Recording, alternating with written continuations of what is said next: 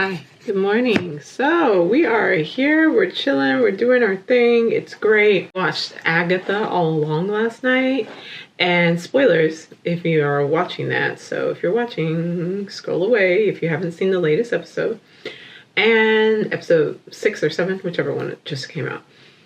And it was all about tarot. So I was like, oh my gosh, yes, let's get into it if we're going to get into it. So in the video, it's about Lilia. She is the tarot, the intuition, the divination witch.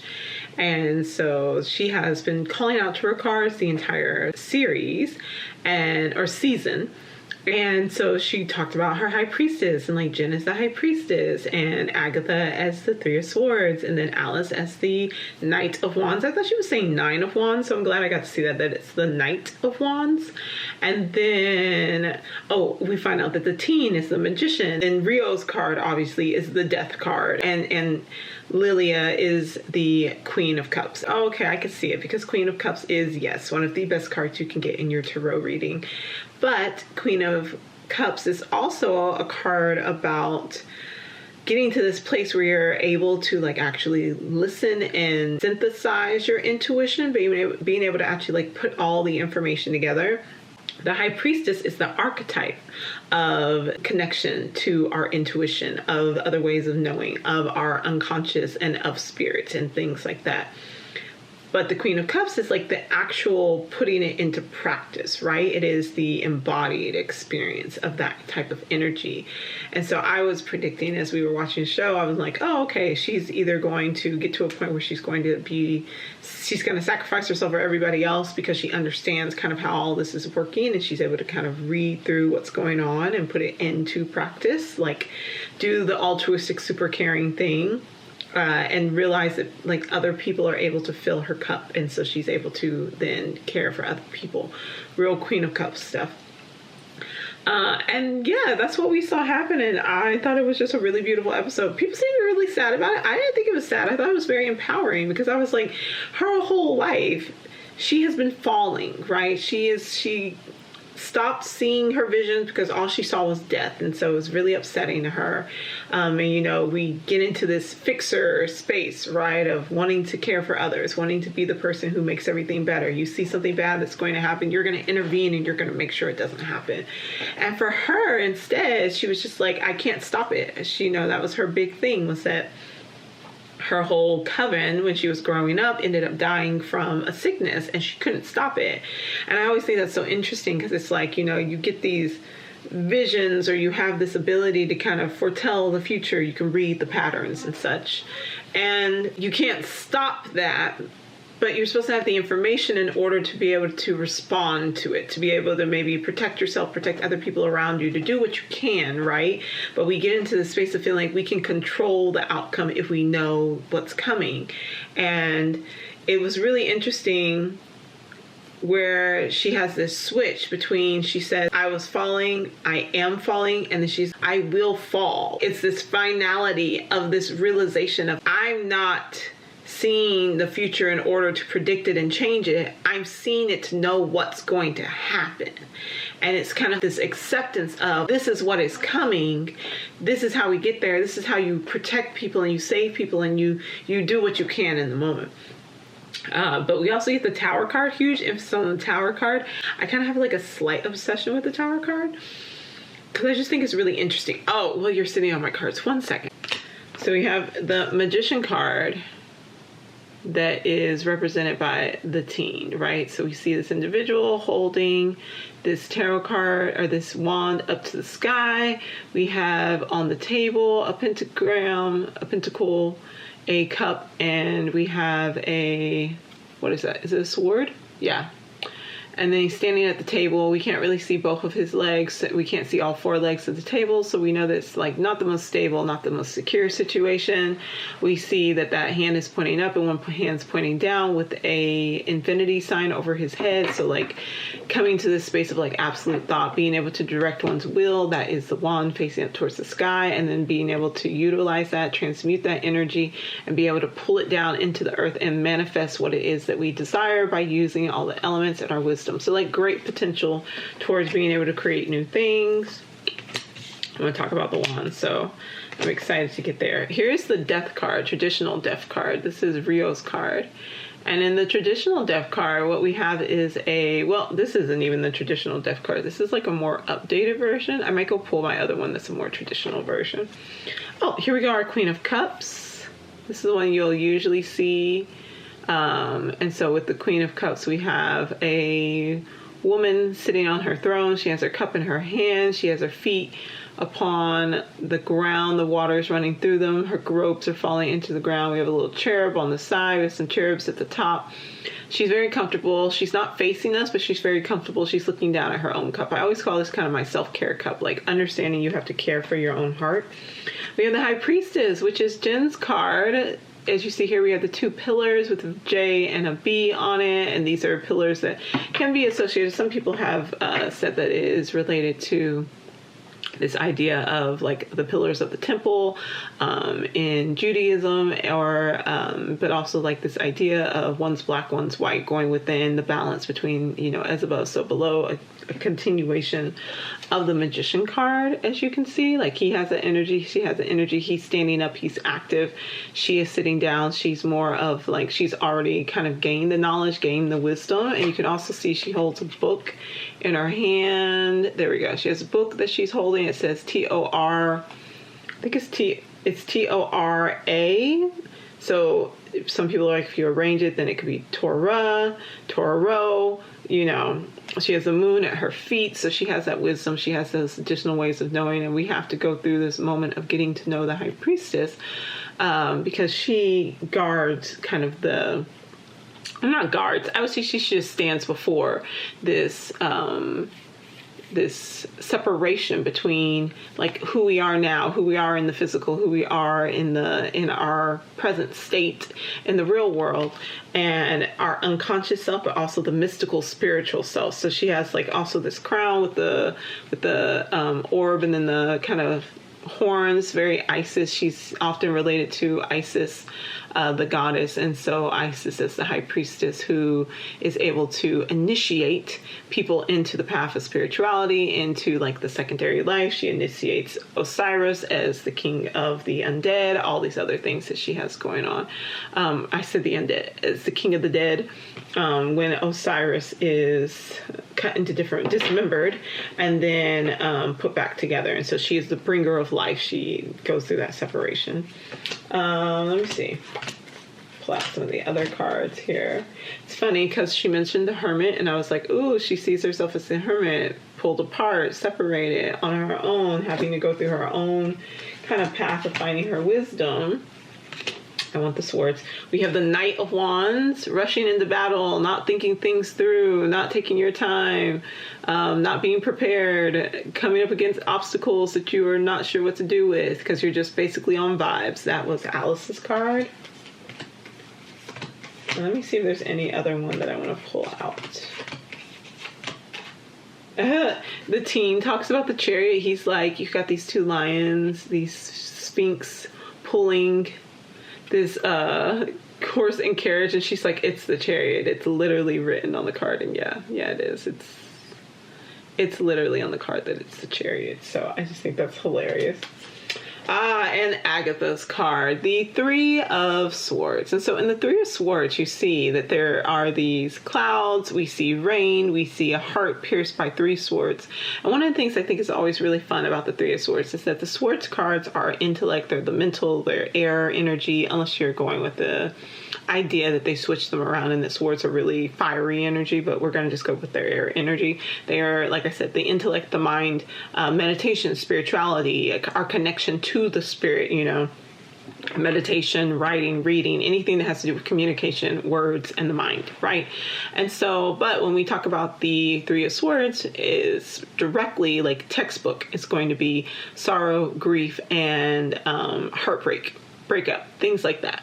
And so, as you can see, like three swords piercing a heart.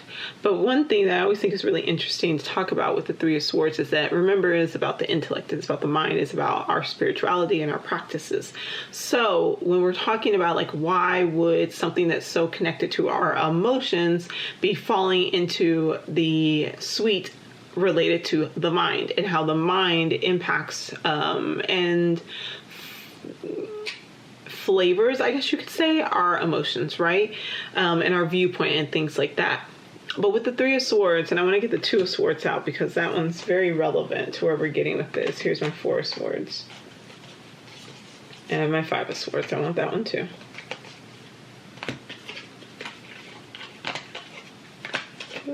Oh, and the Tower card. We're going to talk about that one soon. And let me pull out that one because we're going to talk about that one too.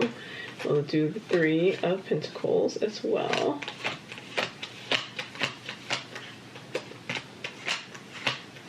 And here's the Ace of Swords. We'll pull out that one. Where's my Two of Swords? Because that's the one I want to take a look at. Here it is. Okay.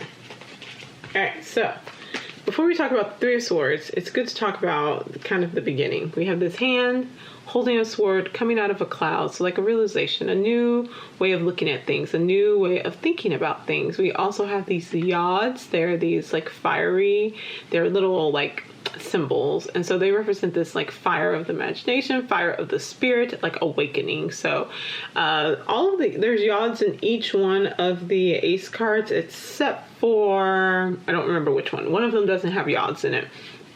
It doesn't have that like fiery push of spirit, but you're grabbing this intellect, you're grabbing your thoughts, you're grabbing your mind, you're grabbing your spirituality, and you're taking it by the helm and you're saying, okay, I'm ready to go on this new journey. I'm ready to learn and I'm ready to grow.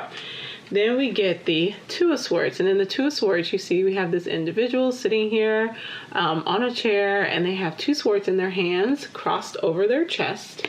And then they have a blindfold on. And then they have a crescent moon in the background. They have they're standing on land, but there is water behind them. And usually, I don't see it in this card, there's usually like maybe a little like town or something in the background. But we have this individual here, and their Two of Swords is always related to you have to make a choice now. You had the one sword, you got this new idea, now you have two swords, you have to make a choice. And so, but in this case, you have the blindfold on, which is reminiscent of, I didn't pull it out, but it's reminiscent of the Justice card, which is related to air energy. Justice is related to Libra, balancing the scales, all that fun stuff, right? And so Justice is supposed to be blind. It's not supposed to be swayed by external circumstances. It's supposed to be placed on like finding the moral truth of what's going on in this situation, right? Hearing all the arguments and just trying to see things for what they really truly are. And in this case, it's like, oh, you're going within, you're going to think things through, you're going to not be swayed by these external circumstances. But at the same time, the Two of Swords can say that you're grappling with a decision that feels really difficult to make. And one of the things is that it feels really difficult to make because you have your arms cross your chest. You're blocking out the emotions. You're not connecting to your heart, but you're also not seeing what's going on around you. And you're in this space where you feel like you only have a certain amount of choices. And I think it's interesting to relate even this card to Agatha All Along, because what's been talked about so much is that like, oh, well, Agatha sacrificed her son in order to gain the dark hold and all these other things. And there is this hint that like there is a choice that Agatha had to make that was really, really difficult for her, that she didn't feel like, the thing that I would say is that coming up with a Three of Swords as her card suggests that she has a Two of Swords. She didn't feel like she had another option available to her. But what ended up happening is that she blocked off her, like the heart space, which could have shown her additional options. She didn't have the time or the space or the capacity to look around and see what else she could do in the situation. And so even that crescent moon, which ties to like the moons, follow the moons throughout the tarot. If you're reading tarot, follow the moons. And so then we see then that there is a crescent moon, like it's in the beginning stages. It's starting to either grow or it's getting smaller. There's an illumination. We're left kind of in the dark. We have a little bit of wisdom. We have a little bit of insight. We have our senses and our intuition perhaps that we can work from. Again, going back to that High Priestess card, and as the spiritual, the intellect, the intuition.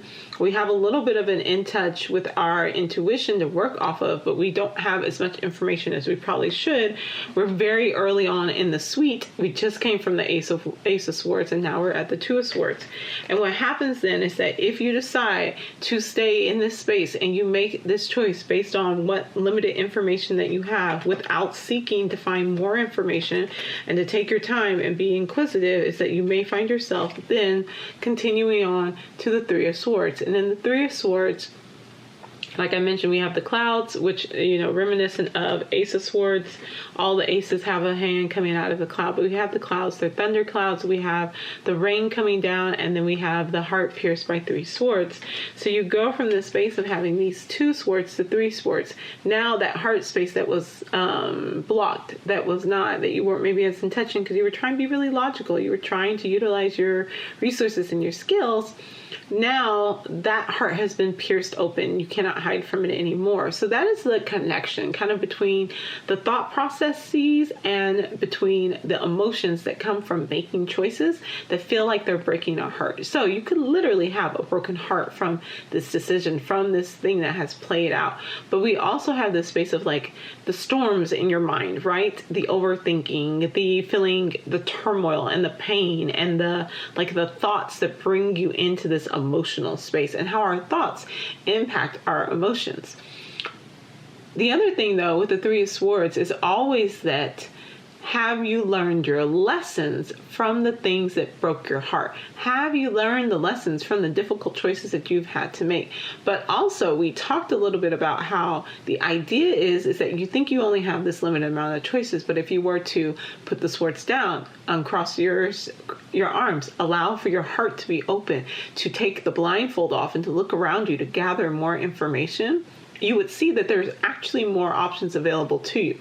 That is the lesson of the Three of Swords, is that these situations that happen, that break our heart, that break our hearts open, that connect us and force us to go into these emotional spaces because of the situations we find ourselves in, have lessons connected to them. And that if we are willing to be open to learning those lessons about the choices we've made and what the outcome has been, it can help us to make wiser, better choices in the future. There are lessons that come from the Three of Swords.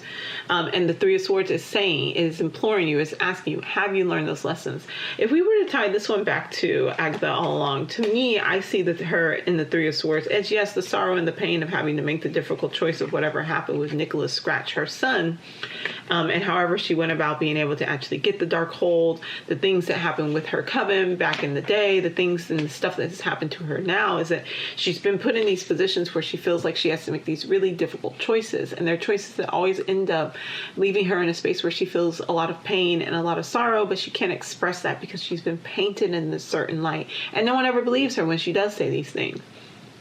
But I think also one of the things that we're finding here is that Agatha is moving into this like mentorship space. We have the teen who's been following her around and who's, attracted to her, even if he's like, I have all the power. I'm the son of the Scarlet Witch, all this and the other, but he can't even like get his powers activated outside of like major emotion. When Agatha was talking to the Scarlet Witch, she was telling her, she was like, power is not your problem, it's knowledge. You need someone to teach you. You need someone who can guide you, who knows how all of this stuff works, because you don't have the knowledge to help you perfect and utilize your skills and your power in a better way. I think Agatha is moving into this mentorship teacher role. That is the lesson that she's had to learn through really tough experiences. That there's that saying that people say about, be the person that you needed when you were younger. She needed someone who was willing to look beyond the stuff that was going on and what was happening with her and be able to say, like, let me help you figure out how to utilize your powers. Let me figure out, like, we can learn together. Let me teach you these things so I can try to help you. So now she's moving into a space where she's like, I have been in these circumstances and they have been horrible, but I have had to learn a lot of really tough lessons from them. And now I'm going to help teach and guide other people to learning those lessons. So I just think that's a little fun way of looking at the tarot. I mentioned I would take a look really quickly. Oh, all this started off with the Tower, because the Tower and Three of Swords are kind kind of related, as you can see. They both have the storms. They both have well, I don't think there's any clouds in this. There's a couple of clouds, yes. They have the clouds. They have the storm. In this one, the tower is struck by lightning. So the tower can represent our physical form, so our bodies. It is the things that we build up in our lives, our material lives. It is like the manifest material world. So just anything that's going on in your life. And as we see here, we have the yods again. So we mentioned the yods. You can see them in the moon card. I haven't talked too much about the moon card. You see them in the moon card. You see the yods in where is it at? In the aces. You see the yods in a lot of different places. So there's like this fiery wisdom. The tower card is actually ruled by Mars. It is associated with the planet of Mars. It is a very dynamic, energetic card. It is a active energy, in that there is something that is falling apart in your life, destruction, unexpected changes, something that comes in and strikes you like lightning, right? So it can be a realization. It can be you coming to this understanding of what's going on around you, perhaps the lessons that needed to be learned, something of that nature. It could be something literally falling apart around you, a loss of a job, a loss of a relationship, a loss of a home, something of that nature that you just were not expecting to see happen. But we also have these two individuals who are falling down from the tower, and they're going head first. So their head is being cracked open. Their mind is being opened to a new way of viewing things. It's similar to the hangman, where there's an individual that's hung upside down with their foot tied in a square like Jupiter, hanging from a branch of a tree, right? It is this idea that like things had to be turned on their head for you to see things from a different perspective, and for you to be able to like move forward into the next card, which is this is 16, so 17. That was on the top. Let me see if I still have it at the bottom. Okay, I think I pulled it out, maybe not. The star card, there we go. It's 16, the tower, unexpected, disasters, destruction, new revelations, a new way of looking at things, wisdom being learned, and then the star card, which is all about hopes, dreams, and wishes, making a wish upon a star, being able to go beyond the pillars of the High Priestess to see what's going on behind the veil. There we go. That's the word I was looking for. Behind the veil, within our unconscious, within the spiritual realm, what's going on beyond the material. The material has broken down, and now we get to go behind. We get to go further in, and we get to the star card ruled by Aquarius. Then we get to the moon card. There we go.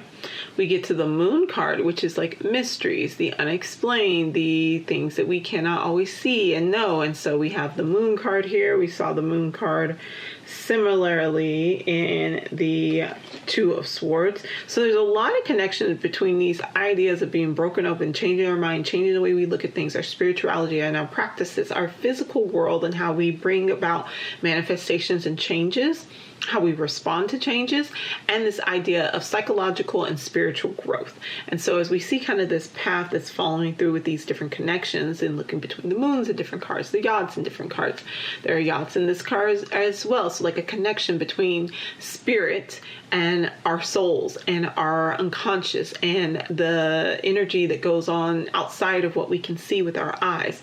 We have I think it's a dog and a wolf, I believe that's supposed to be. And then we have a scorpion crawling up, and there should be a crab, I think, that was in this. But we also have there are two towers or two pillars on the side. These could be the two pillars that are in the High Priestess. These could also just be towers that remained after the one that has fallen down has been deconstructed.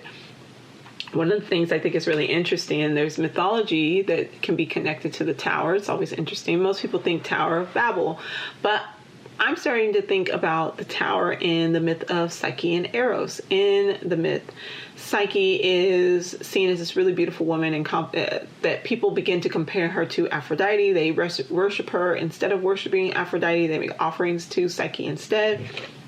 Aphrodite's like, cool, got you. I'm going to go ahead and just get rid of her. She's going to go and become the wife of a, Lord of Death. So she's going to take her out. And so instead of doing so, her son, Aphrodite, and Mars' son, Ares' son, Cupid or Eros goes and takes her away and puts her in this castle, and like he goes and sees her at night because she can't know that he's a god, and she definitely can't know that he is Eros. And so her sisters run into her at some point because she wants to go see them, and she feels bad, and they're like, you could be married to a monster, you need to go look and see who he is, you need to cut his head off, you need to like free yourself from this prison.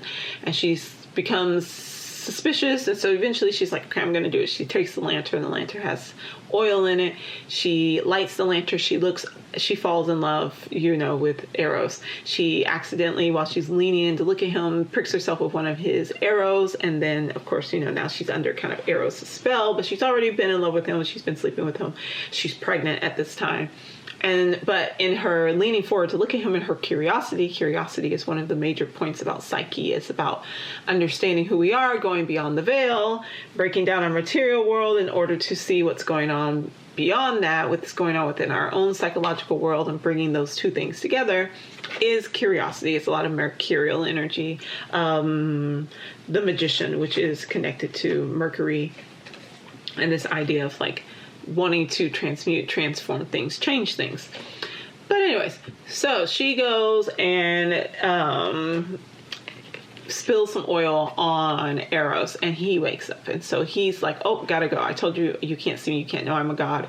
He runs away, he flies away back over to Aphrodite's house. Psyche holds on, she eventually falls off, she runs into Pan, he gives her some advice, she goes to try to find the goddesses, she goes to the different temples, nobody wants to help her because they're like, yo girl, we're not trying to get in a fight with Aphrodite.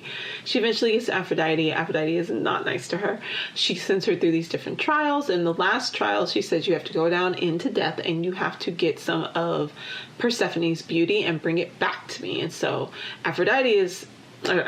Psyche, every time Psyche has one of her trials, she gets very like extra. She's very, I'm like, I relate, same girl, because she's like, this is too difficult, it's not worth it, like I might as well just like take myself out, right?